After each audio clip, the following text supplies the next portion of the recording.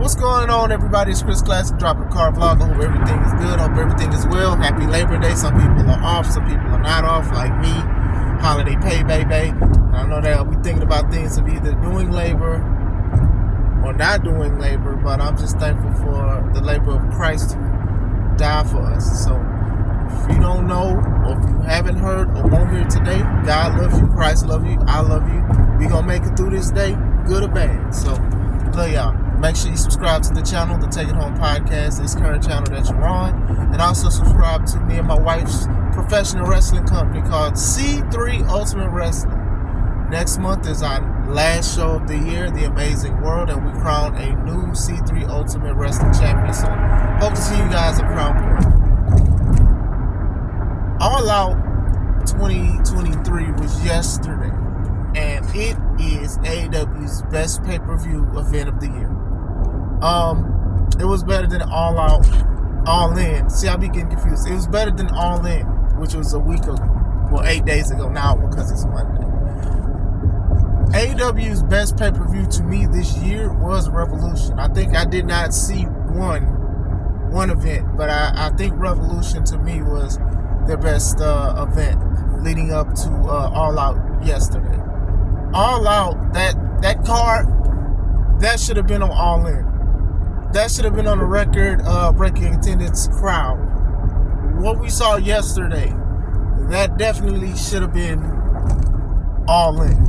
Especially if that's supposed to be a big show. I think it had bigger moments, it had good moments, it had great wrestling, it had great storytelling. And then the thing is, y'all in CM Punk land of Chicago. And don't get me wrong, you had people do some reactions and feel a certain way, but they was there to show up and show out, you know. Not a hijacking of the show. You know, Chicago people are wrestling fans, and we knew that the chants and stuff was going to happen, but at the same time, WWE and CM Punk had a spat years ago, and Chicago people were still going to WWE events. They were still selling out events and stuff like that. So with AEW, I would expect that to be the same. And some people know of CM Punk or knew CM Punk before all this stuff happened, and he already had a gripe, and people were just like, I can still enjoy wrestling without chanting the man's name.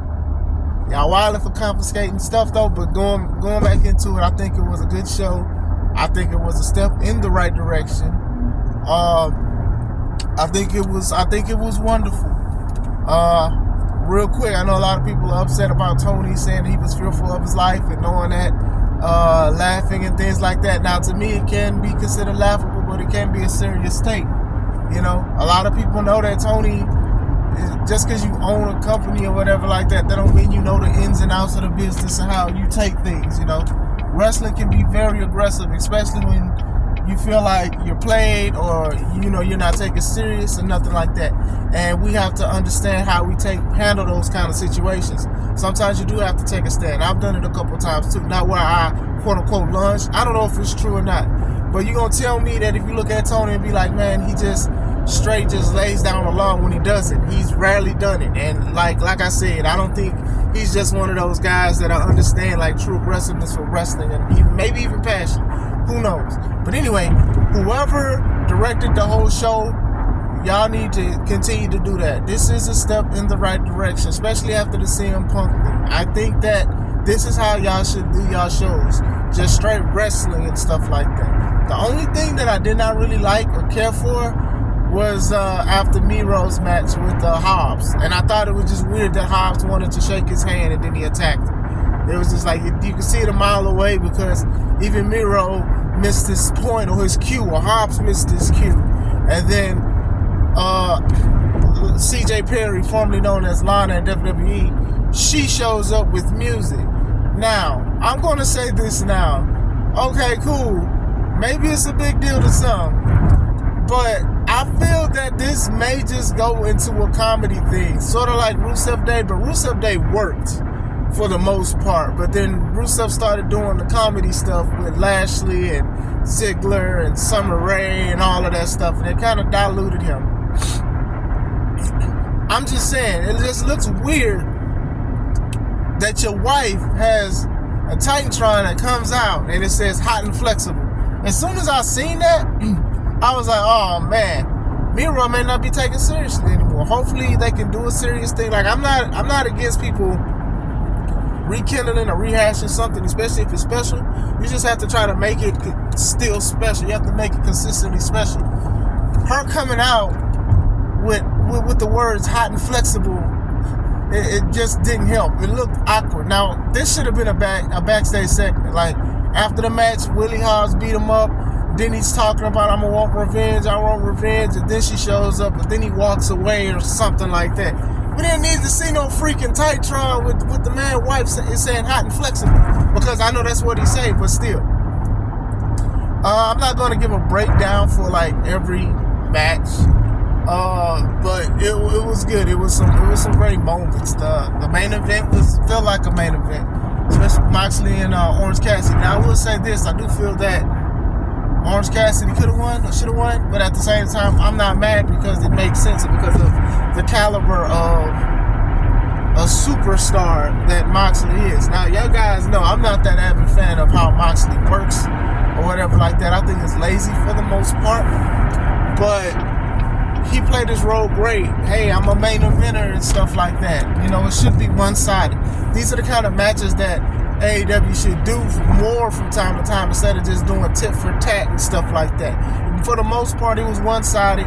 Then you had some moments, and then Moxley didn't bleed. That was a shocking thing. And then Orange Cassidy was bleeding. He was juiced up. He was losing a lot of juice. You know what I'm saying? Freshly squeezed, freshly busted open. But going back into it, it was good. It was one-sided. Moxley was like, "You sure you ready for this? Like, this is something to go to the next level. We take stuff serious here." And that's what they did. I mean, Moxley had his hand thing, he had the kicks, but then he started doing aggressive kicks. That stuff works. You know what I'm saying? I'm not sitting there going to say it was perfect and stuff. You guys know how I feel about people kicking out of power drivers and things like that. The story was immaculate. I think the thing was, it was a very good main event. Mind you, they're in Punkland of Chicago. You know what I'm saying? But like I said, some people don't care for Punk. It all played out well. Ricky Starks is putting on bangers with guys that are going to be future Hall of Famers or guys that are considered the best in the world. That was some good storytelling. That strap match, I ain't even gonna lie, I don't really care for gimmick matches like strap matches and bull rope matches. I really don't.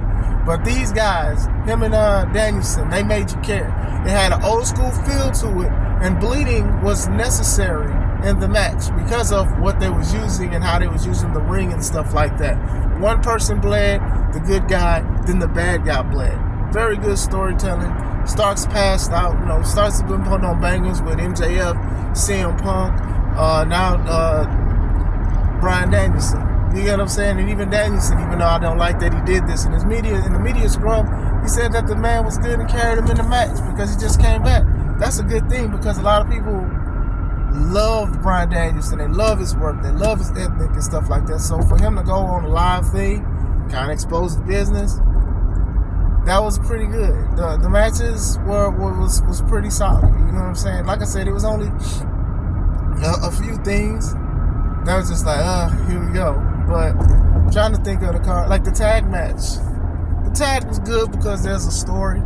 I wouldn't say it was great, but it was good. The Eddie and Shibata versus Blackpool Combat Club. Random, but do y'all still know that Claudio is the ROH champion?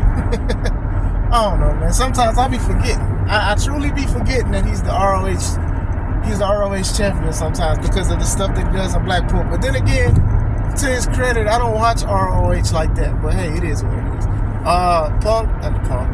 Samoa Joe and Shane Taylor. It was an opening match. You know, I know a lot of people wanted it to be a lot more even.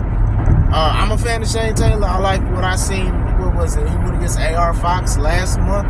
It's pretty good. It was pretty dope and things like that. But you just need one. But then, you know, they're teasing possibly Joe versus MJF, especially because they're talking about the long-term storytelling of Samoa Joe pushing MJF when he was in WWE or NXT. That'll be a good match and stuff like that. It's just Joe needs to be consistently. I feel like Joe's losing a lot, even though he's a champion.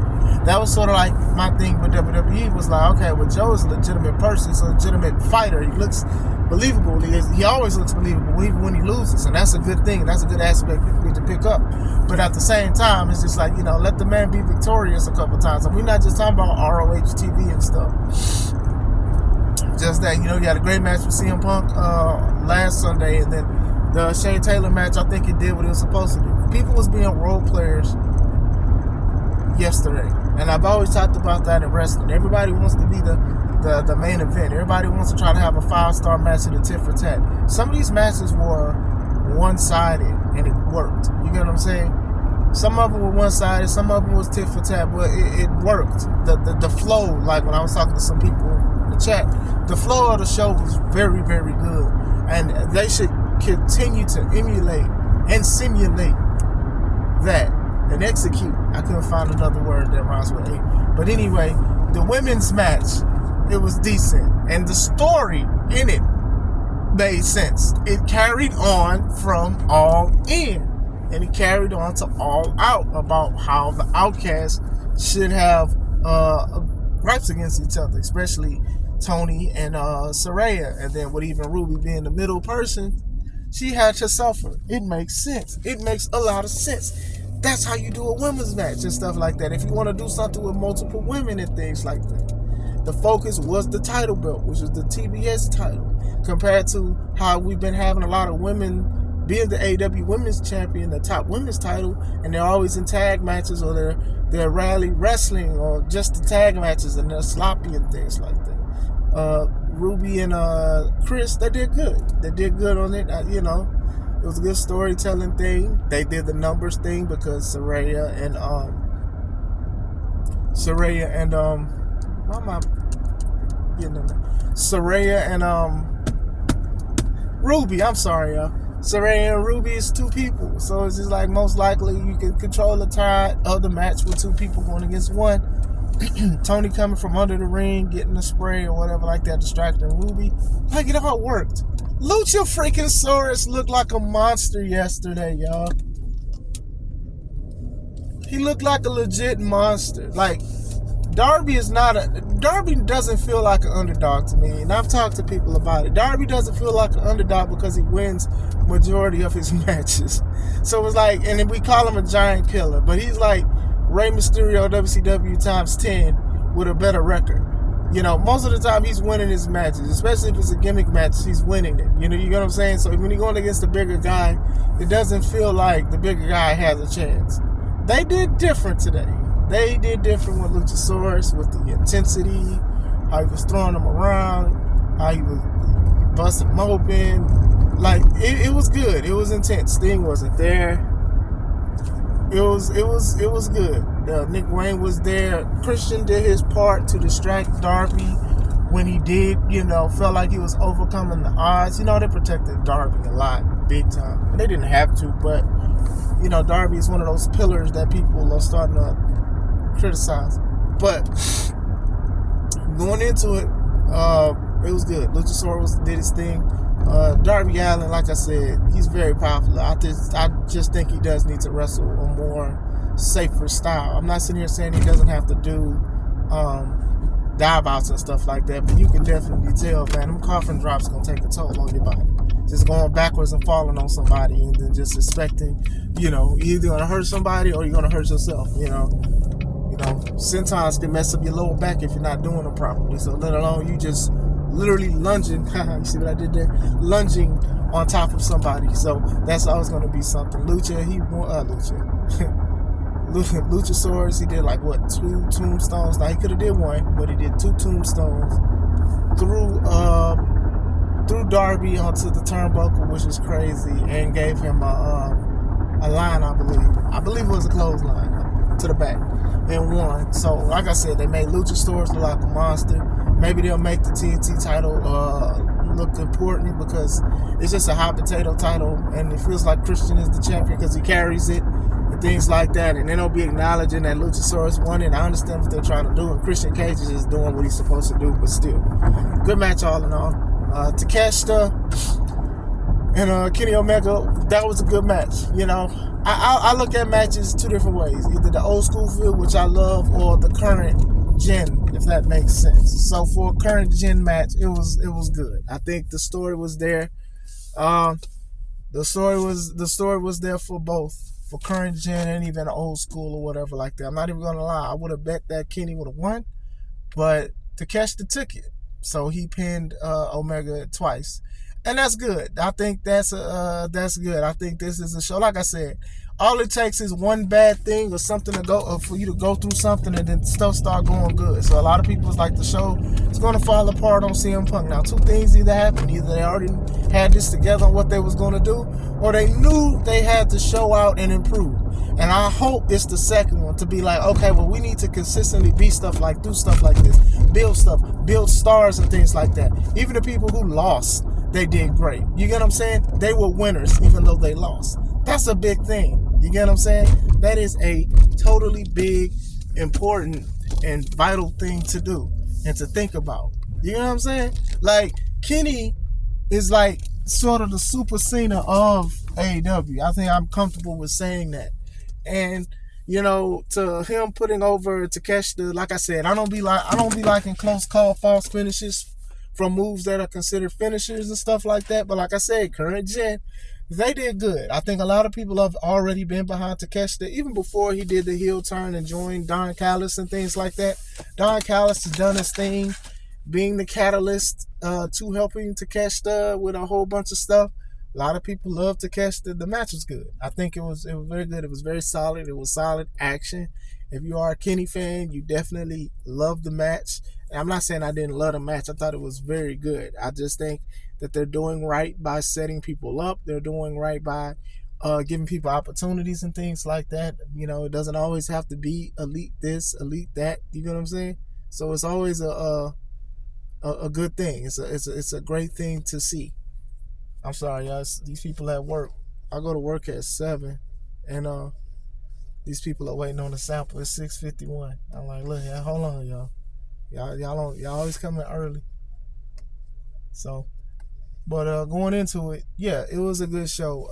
I was in and out of the tag match, the multi-man tag, the elite, well, the Young Bucks and FTR versus Bullet Club Gold and the Gun Club. I was in and out of it. Didn't really care for it. Was it a 6-man match? Did I miss that? I don't think there was. Wasn't it supposed to be the Acclaimed versus Jeff Jarrett and Singh and Lethal? Was that on the pre-show? Maybe it was on the pre-show. I don't know. But going into it, I'm trying to think of all the other matches. But yeah, the FTR and the Bucks versus Bullet Club, like what I've seen, it was good. It was nice. I like Juice Robinson. I'm just sick of these multi-tag matches, multi-man, 8-man tag. I don't know. I just be out because I feel like it's nothing to show. It's just to give people stuff on the card. You know, and I do believe, as much as I try to book everybody, you don't have to book everybody on your card. And you didn't need to have this. You could have did an FTR. You could have did a Fatal 4-Way tag match or something like that. Or you could have did a title eliminator match or whoever was going to be the contenders and have FTR out there. Like, you didn't have to do that. I know you're trying to do the story of, you know, FTR and the Bucks having transgressions and things like that, but still, you didn't need to have that. I'm trying to think of other matches, but at the same time, I also don't want to look at my phone because I'm going to be done. So, forgot any match. I forgot. I didn't really look at 0 Hour like that. I didn't. MJF and Cole, they had a tag match. That was when I was coming in. That was when I started watching it. Was like near the end of that match. So I'm not going to sit here and say I enjoyed it because I didn't really see it. I seen when, you know, MJF and Samoa Joe was about to fight. Interesting stuff. But AEW, y'all did good. Be consistent with this kind of stuff. I don't know if you guys decided to do something different, but this is how you do stuff. You do great matches. You do great storytelling. This stuff works. This stuff is great. You know what I'm saying? It was only like a few things that I wouldn't have done. But at the same time, hot and flexible wife. I can't believe I did that, man. But anyway, good show. Should have been all in last week. Since it's supposed to, a little over a week. This is how you do stuff. You know, somebody in one of my chats said that all in London felt like Saudi Arabia showing WWE. It kind of did. Like, the special moment I remember besides the fight is Saraya winning in her homeland with her family, even though she a heel and she's crying. But anyway, good stuff. Keep up the good work. Be consistent. Please just be consistent with this kind of stuff. If Punk being let go was a catalyst for y'all to be like, okay, well, we got to make sure this is going to be a great show, which is bad. You should always try to make a great show, but it's a step in the right direction. So kudos to you guys. Did you guys enjoy it? When y'all watch it, let me know. Was it better than All In? Was it the best AEW show of this year? Let me know. I hope you guys are having a wonderful and a blessed day. This is Chris Classic. Let's take it home.